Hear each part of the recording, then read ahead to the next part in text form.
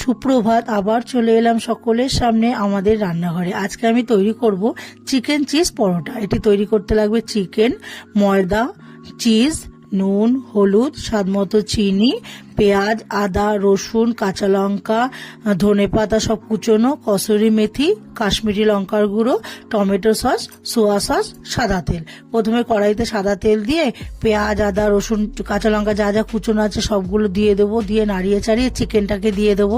এবার চিকেনটাকে দিয়ে এবার নুন, হলুদ, স্বাদমতো একটু চিনি, কাশ্মীরি লঙ্কার গুঁড়ো, সোয়া সস, টমেটো সস দিয়ে ভালো করে নাড়াচাড়া করে এবার কসুরি মেথিটাকে দিয়ে আর ধনে পাতাটাকে দিয়ে এবার নামিয়ে নেবো। এবার ঠান্ডা হলে একটা ময়দার লেচি করে গোল করে বেলে তার উপরে চিকেনের পুরটাকে দেবো।